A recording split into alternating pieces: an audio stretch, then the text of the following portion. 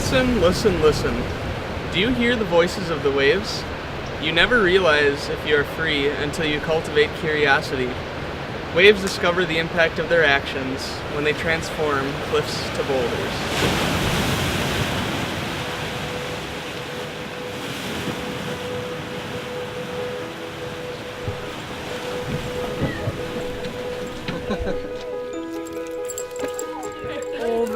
Over and over and over. Everybody looking here? Say Lake Superior. Lake Superior.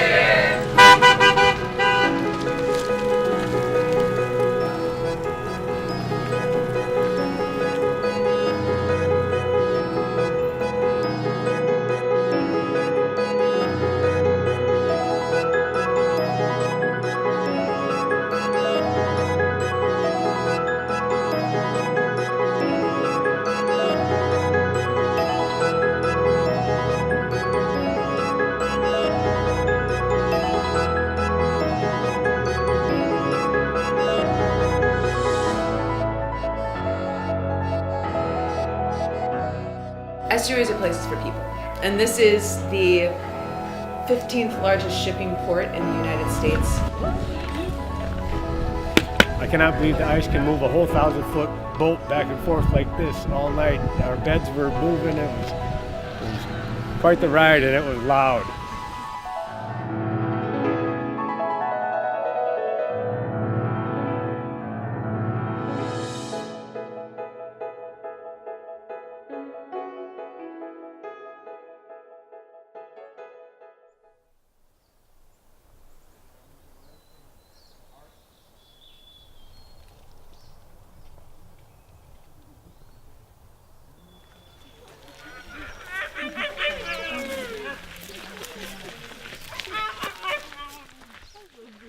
And so a northwest comes right straight off the shore, and it wants to rip the net right out of your hands where you can get the fish out and scoot you right down the net.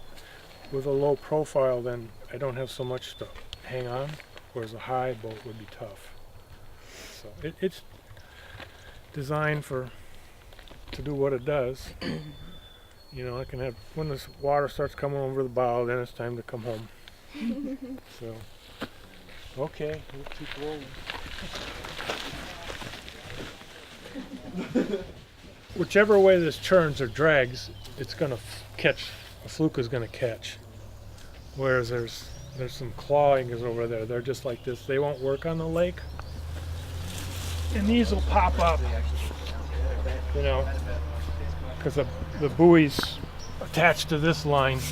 And that would He's so great. I really enjoyed reading his book because he writes just like he speaks, and it's almost just like your grandpa's like bestowing wisdom upon you. We have kind of like idolized him, and since the beginning of the first semester, we knew we were going to meet him today. When I fished Iowa, one of the stories that was handed down to me, there were a lot of them, but was that when they saw the first smelt in a net up there, and this has been way back when. I don't know the exact year. And the fishermen brought it back, and one of the mothers of the fishermen, the families, I don't know which family it was, she started to cry. And she knew on some level that this was going to destroy their livelihoods. And it did. It did, you know. And I can still see the sting on some of the older fishermen's faces when they said that. They told the biologist, they said, this fish is going to destroy the herring. I don't know if you've ever seen smelt. They've got teeth like northerns, you know. And the biologist laughed at them. He said, you don't know. We know. We're scientists. We're biologists. You fishermen don't know anything. That's basically what they said.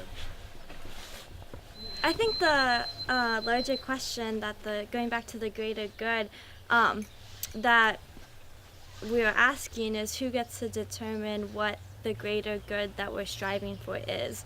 You guys give me hope because you're out here trying to figure this out, and you're the ones that are taking over pretty soon, and you're the ones that need to ask these questions and need to push for it. All I can do is tell you there's an enormous fishery in Isle Royale. Do you want to let it go, or do you want to think about it to help solve some of the problems of the world? Face full of love. Go.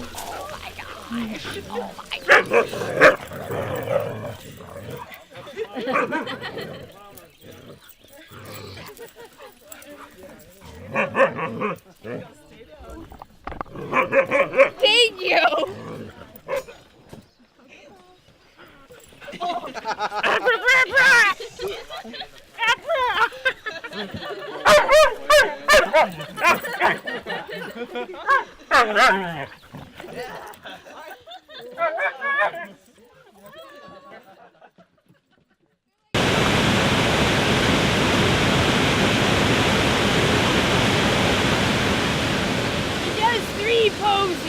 He does his 3 natural poses. This means he has to go potty. Bobo! No, no!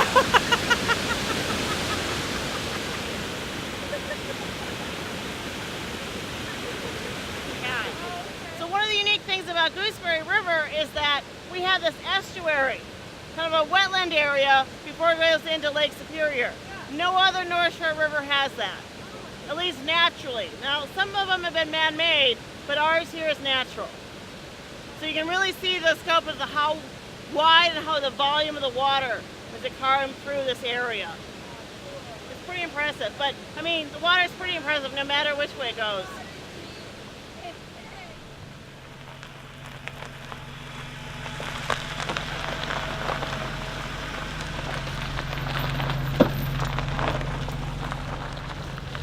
This stuff will probably go bad kind of quick. It won't go kind of big. Kale? Kale doesn't go bad, but It doesn't go. It's already yellowy. go big. It smells. I tried to buy a non-yellow one.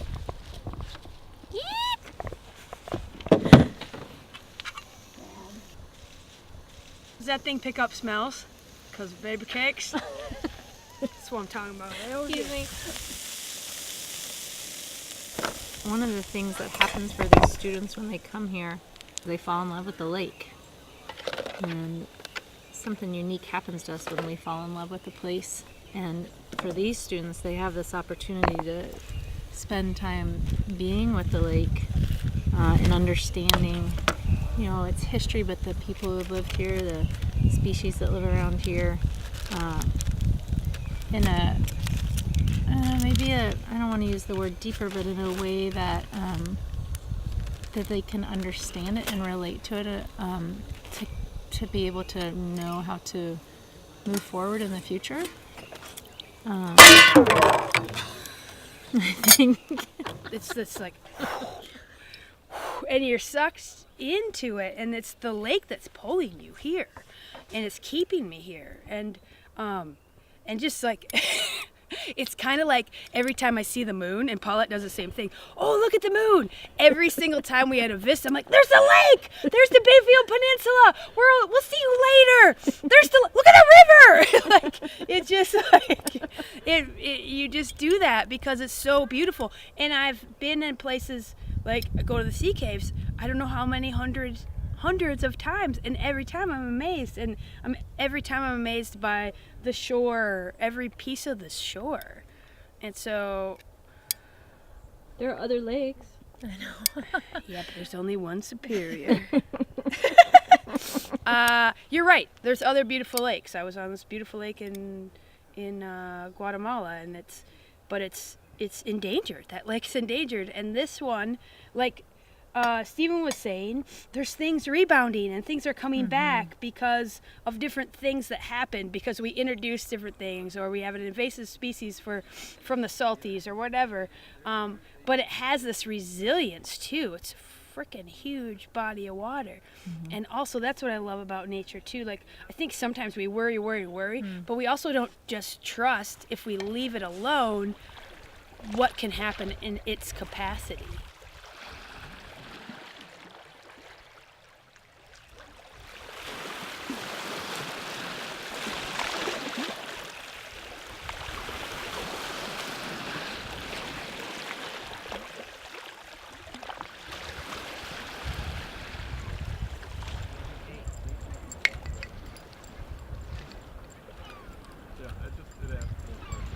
honestly. Just a lot of questions.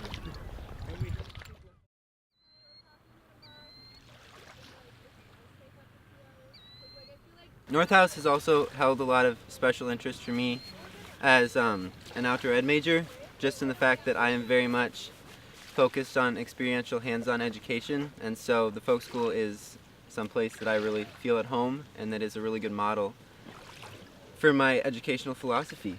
So they also have a high school program where they involve kids in timber framing, and they actually build small timber frame houses, which is pretty cool. And with that, they're not just trying to connect the local kids from Grand Marais, but they're connecting homeschoolers. Obviously, there's children from the schools in Grand Marais, the children from the charter school, they actually have kids coming in from Silver Bay, which is like 60 miles from here, and as well as some kids from Duluth, which is pretty cool. And the really special thing about that is the school was able to get grants from local businesses. So all these classes at North House are free for these kids, which is awesome. Yeah.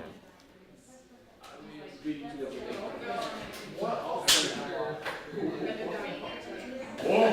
got any tricks, tips and tricks? What kind of oil do you put in there? Oh, beard gel? Beard butter. Beard butter. Beard butter.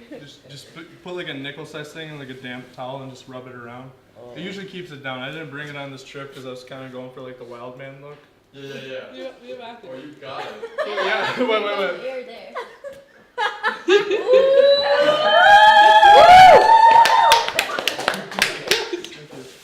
Whoa. And if you follow these steps, maybe one day you could be like me. No, you just made my day. Oh, good.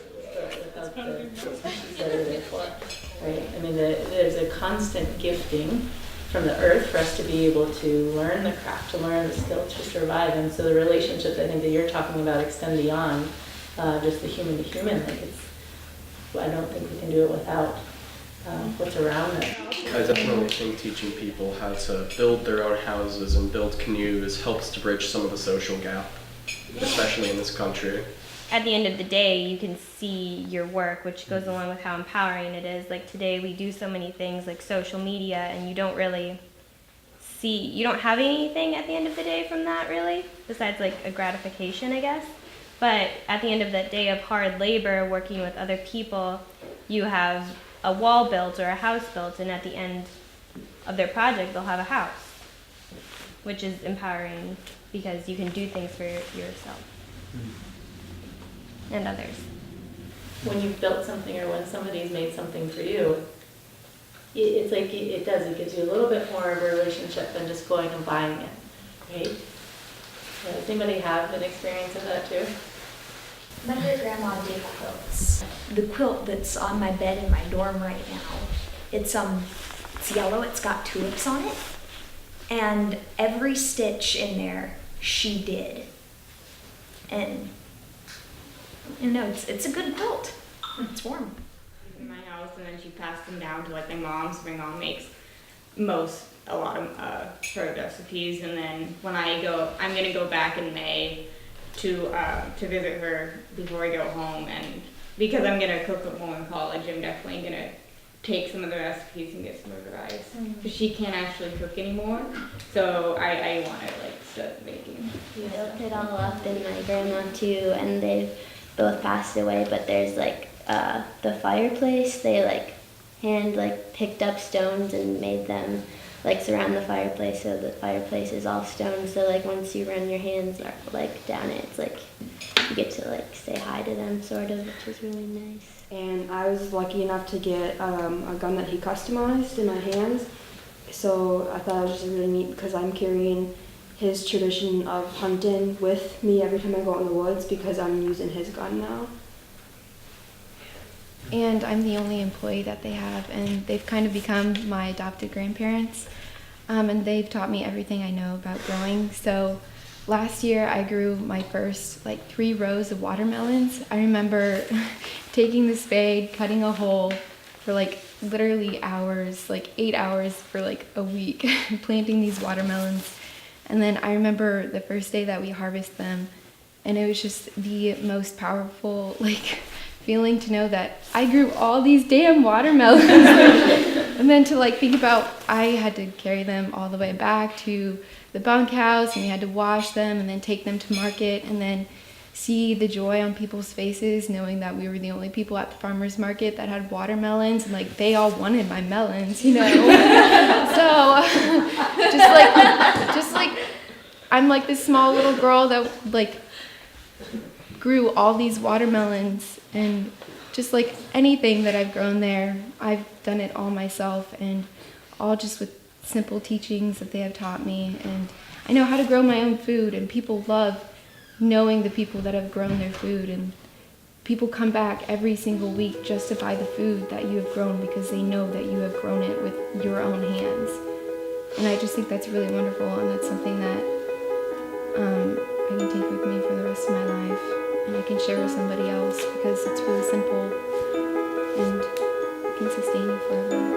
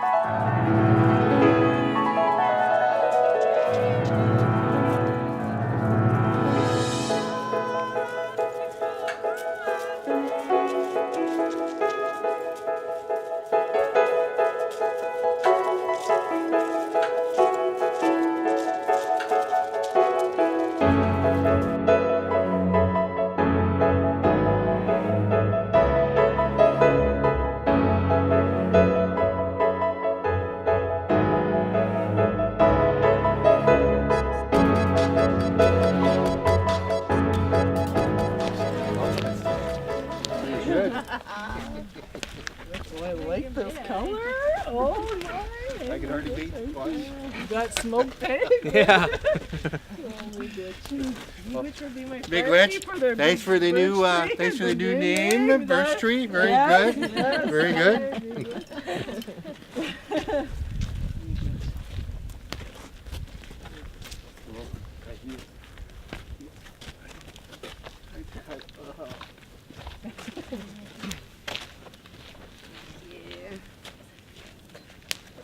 I thought that was a birch tree too. I was like, honestly, you look like a birch tree.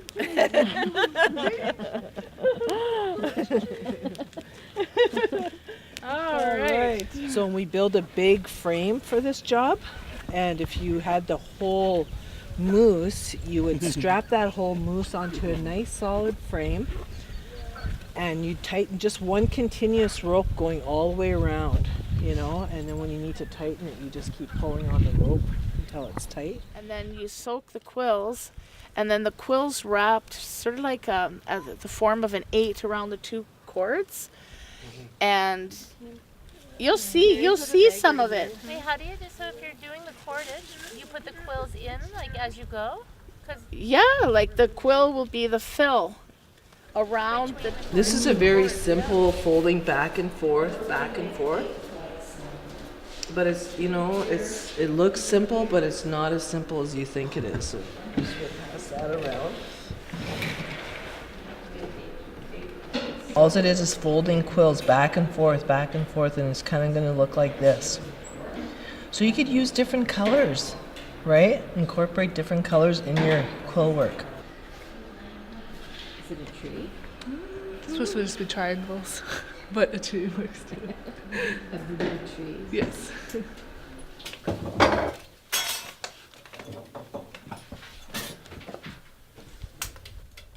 What are you guys making today? Oh, we're making nutmeg graters. Nutmeg graters. We etch them on, and then we use the snips to cut them out. Ooh, there's a letter in here. What does it say? Ah. Probably in French. It is a dispatch case tin plate Japan. Oh! Oh, it's how to make this. This is The directions to blueprint. make it. The blueprint. Like both of the shops are in the same building, so it's pretty unusual to have them because they're not very close trades. We're working with the same material. So tin is actually wrought iron that's been rolled out into sheets and then hot dipped in tin.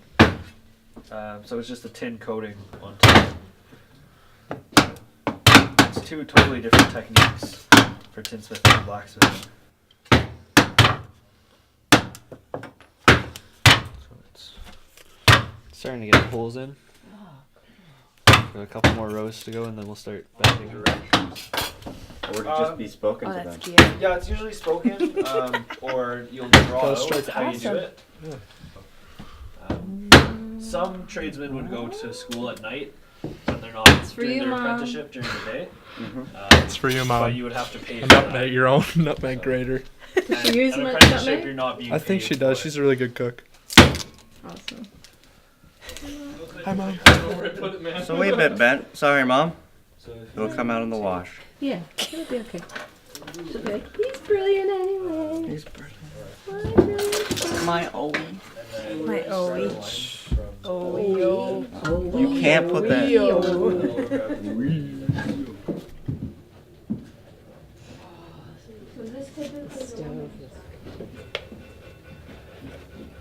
Are you done already? No, I'm struggling a little bit. I can't get it to this double layer. Like you have like an ash or an ash basket, right? Because it's available. Because these roots are split and split again, they're not as good. If you had a round root, it would be easier to sew with. If you had like a small round root. But again, it's the time of the year is not the right time to be making things out of. You can't go root picking. The business is quite a complicated piece of work, but they've had a lot of time to refine it to make it a lot better.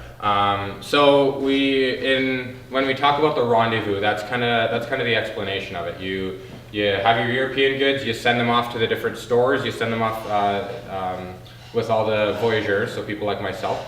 The engagés to the post, you restock your stores, you go trade, which you guys saw in the Indian shop, and then the trappers get their European goods, and we get our furs, get sent off, fashion happens, people of the land get to survive a little bit easier, a little bit better, and then it's essentially one big cycle there.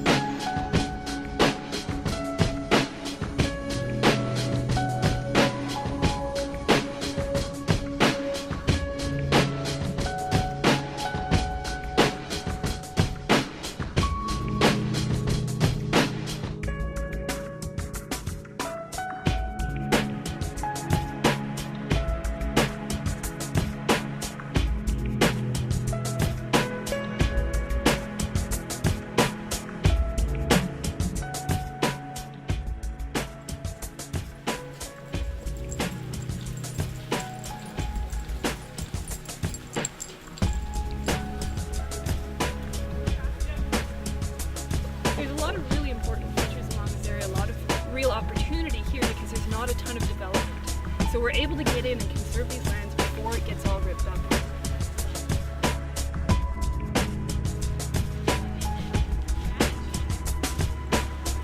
Yeah. And when they walk across it.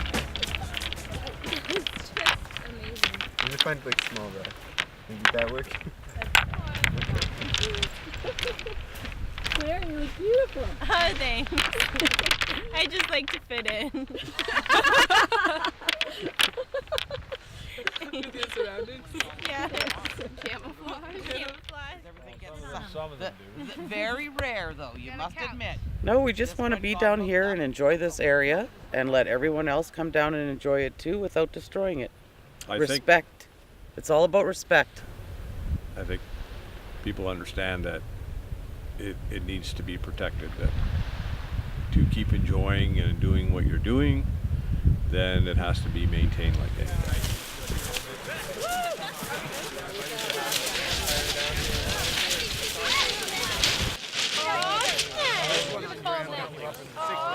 I don't even have it. You gotta get it around. I have it. They come up with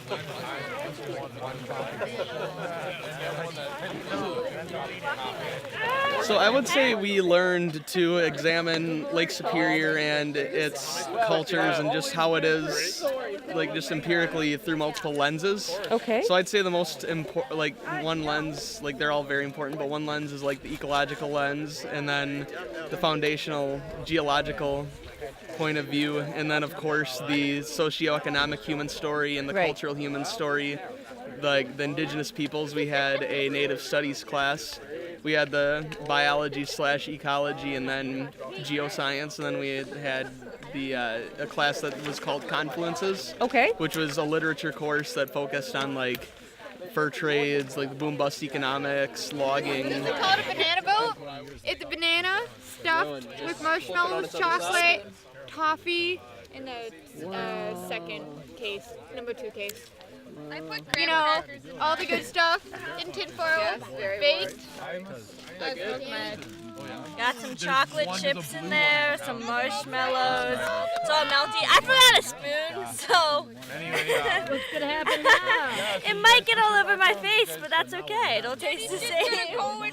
Yeah, I know within this we have a couple that are interested in forestry. Okay. A couple natural resources. Definitely a handful of outdoor education.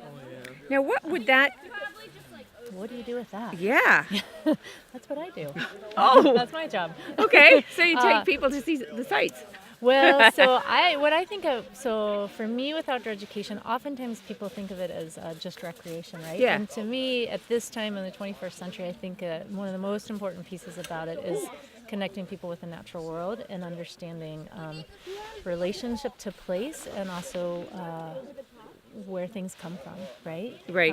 And in being in outdoor education, we also learn how to work with others, and that seems like an important skill to have, especially with technology and the amount of technology that's in people's lives these days. Like, Which is too a lot much. of students don't know where food comes from Yeah. anymore, and how to deal with conflict.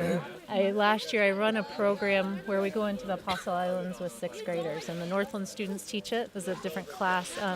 We had 6th graders out on the island, and this one student, they realized after 3 days that they had too much technology in their lives. It wasn't part of our program at all, but they were surprised at how much fun they had playing with one another and being outside and hiking. Right. So that's what outdoor education is to me. It's like, how do we come together again and understand connectedness with Earth and... Well, I'd heard, I was at a meeting with the Catskills hiking trail, and they were saying that the generation now is, there's so much, I can't remember the phrasing they used, but there's outdoors deficient. Mm-hmm. Nature deficiency Yeah, disorder. nature deficiency, yeah. And it didn't dawn on me until, like, I look around and I see nobody with cell phones in their hands. Yeah. I see nobody craving to have that connection. Hopefully, we always, they're hiding it very well. To go make that happen. So and I you love have to learn how to do that too, and you're gonna have pitfalls. You're gonna have some days of running like you're in deep sand, and you're not gonna get ahead.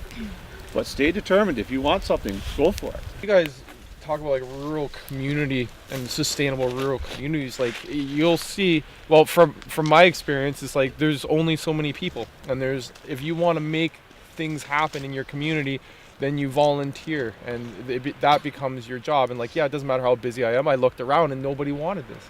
This is like nobody. We have 53 kilometers of rugged shoreline trail, maintaining it, writing proposals, not convincing people, but just putting the word out there about like how beautiful it is. Come visit, right?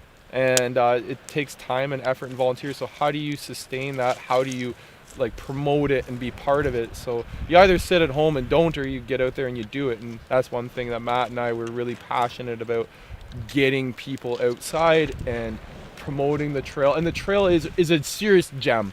I've hiked a fair amount of different spots in my life. I've been lucky enough to, but this trail is I love it. It's unbelievable. So yeah, and Matt was doing an amazing job. Like he said, I'm busy, but he's good. He's good at putting himself out there and making it happen. And for me, one of the proudest things you can have as a teacher is to have your students like take your place. So as Matt became the president, one of my students who's in grade 12 right now is actually the new vice president of the trail, which was a super proud teacher moment for me. Because isn't that what it's all about? Like the gradual release of responsibility, and for those next generations coming through to take on the responsibility and the stewardship of our, communities and resources and all these sorts of things, right? I'm stoked you guys are in this, though. It's awesome. It warms my heart.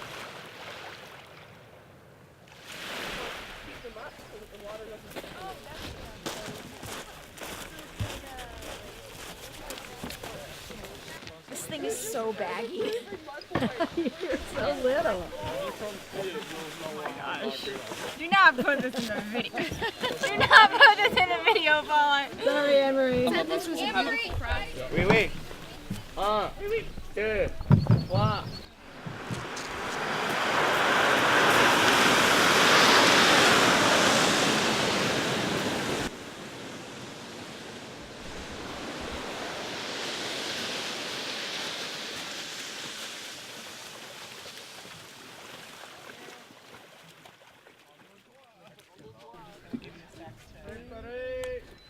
does this mean? Paddles ready. Paddle. You follow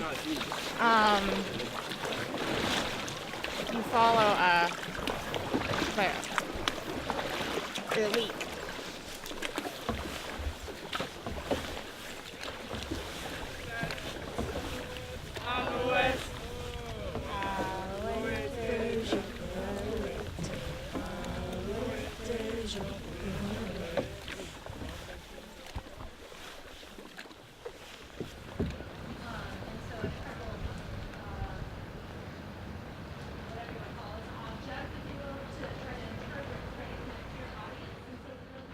That's tons and tons of water that's being used to raise and lower boats.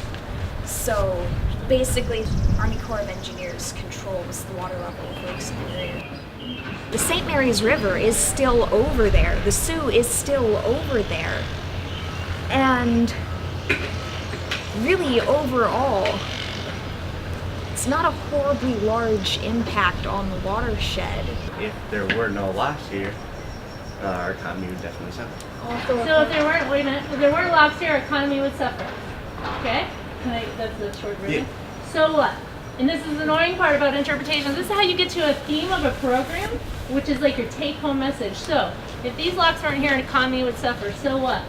You're so what? Carissa. So if they weren't here and that they'd suffer, the town probably wouldn't be here, and then the people wouldn't have, the town would still be here, of course, but it wouldn't be populated, which would make people have to move to find work. Yeah, these locks have opened up our part of the world to the rest of the world, and opened up the rest of the world to our part of the world. They're a great mingler. And a great what? They're a great mingler. Okay, so that right there could be a theme statement of a program, right? So if you were playing with this, and that's kind of essentially what it is. So the Sioux locks are a great mingler between here and the rest of the world. You know, if we did have more of a local-based economy, then we wouldn't need something like this. But because we're so far away from that, at the time being, we also need to look at what's more sustainable for now. So if you took that and could put into one sentence as like a message that you wanted, if you were right here and you wanted people to walk away with one message about these Sioux locks that encapsulates what you just said, what do you think it'd be? What is most sustainable now, and what is going to make us more sustainable in the future? And also with the environmental impact, if you think about natural history and people trying to preserve what we have, like if you think about it, how far back do we go? Like we can't just like take this all away. We've already made such a big impact that by trying to restore it to its original form, like that would not be sustainable as itself. Like that would just have as much impact. Not necessarily, I don't really know like if it would be good or bad, but you'd have to think about what kind of impact and how drastic you want to go with it. Obviously, the Europeans that come in is like, well, we need to make the economy better, and you're the minority right now because you're the Ojibwe people. You're different than us, so sorry, you got to go, sort of thing. So you have to take that into account as well. It's windy. It's very windy. Any like fun facts or anything? Any interest like fun facts or? You ever seen a ghost ship or a ghost map? No. I'm in the end room. They keep us down in the dungeon. So. Oh, yeah. How loud is that? Well, I'm on a steamer, so it's not as loud, but like they just converted that one from a steamer to a diesel, so that one's gonna be a little bit louder.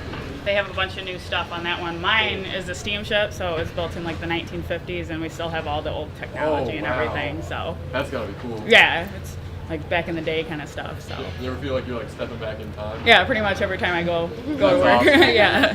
How much time do you spend out there? I was telling her I just got off the boat on Friday, and then we fit out the ship up in Duluth on May 9th. So it's like 2 to 3 months at a time. Wow. And then I have a month off. I'll go like back in the middle of June. So yeah, it's not too bad.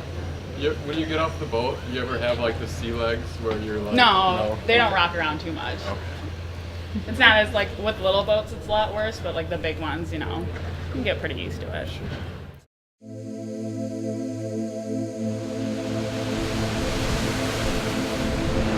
I loved making a birch bark basket by hand and completing it for once. That was kind of the first thing I actually completed with the arts and crafts thing for a while. Besides the easy bake oven. Listen, listen, listen. Do you hear the voice of the lake? Surrender to her voice. Feel the passion of life surge through you. Dedicate your heart to wonder. It's the only way to survive.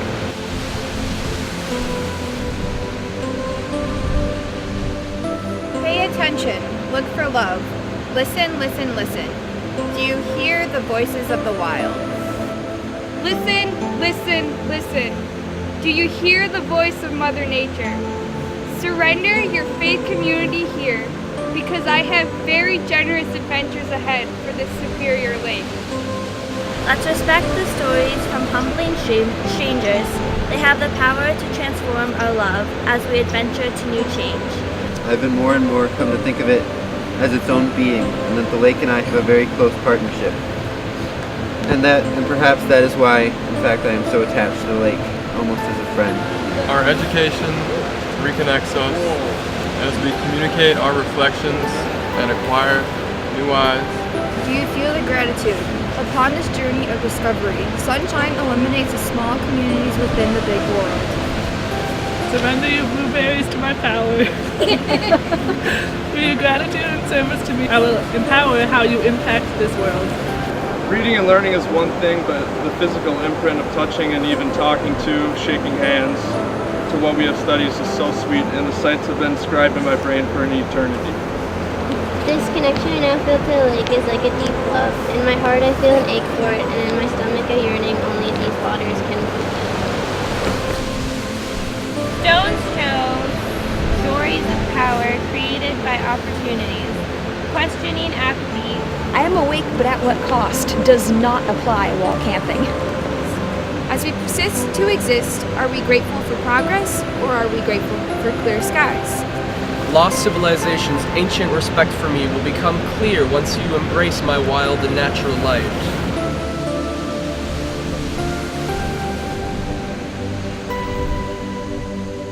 In order to connect our communities, you must first educate them in both the spontaneous power of my waters and the necessities for gratitude.